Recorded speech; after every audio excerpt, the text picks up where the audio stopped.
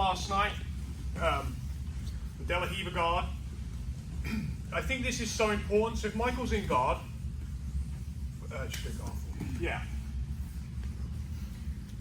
When I'm in position here, if I give space between my heel and my knee, and this is basically this drill all over again. If I give space, and I see it when I'm in his position, I see this space here between heel and knee, it's like Christmas for me. I'm dealing with someone that doesn't actually understand, for me, a foundational part of jiu-jitsu, which is space, the control of space. So from here, Michael has a variety of options. He can start De La Riva. This is a pain. I'm now stuck. It's kind of difficult for me to reach his head, and he's twisting my knee. Yeah? So De La Riva, all he's really doing when people make this mistake, and we'll play a little bit of De La Riva, but once you're in this kind of spider's web, if you let this start, now you need to know a lot about De La Riva.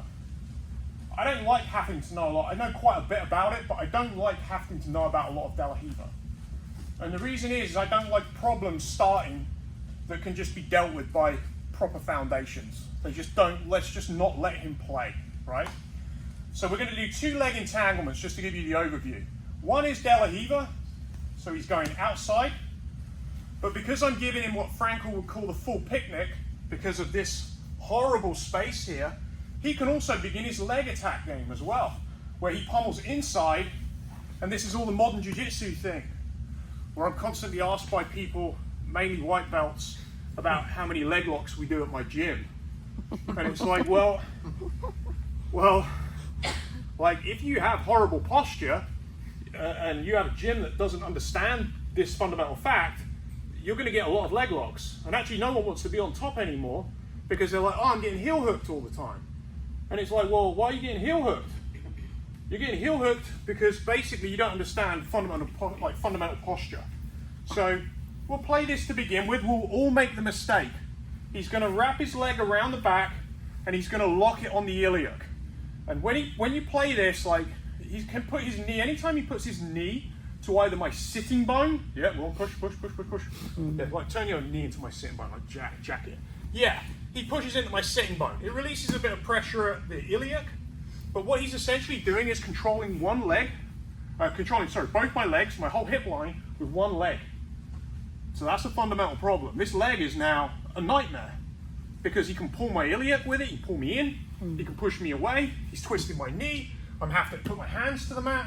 This whole thing's a complete mess, right? So one more time, I'm making the idiot's mistake here.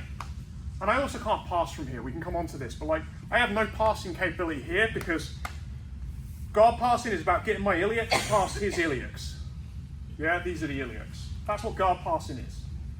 And so if one of my iliacs is back here, he can basically take the morning off.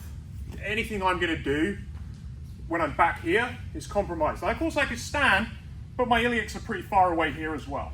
Yeah, whether I'm standing or whether I'm down here, I'm going to be something more like this ideally. But for now, let's make the mistake so we can see it when we're playing bottom as well.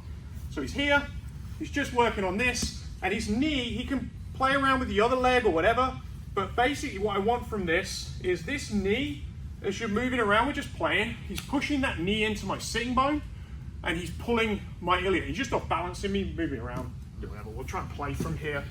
If I let this start, particularly this deep, this is just a nightmare. And I just want you to play around with it to have it in your head of why we're doing this, of why we don't do this. Yeah? So 1, 2, 3, with the partner, go.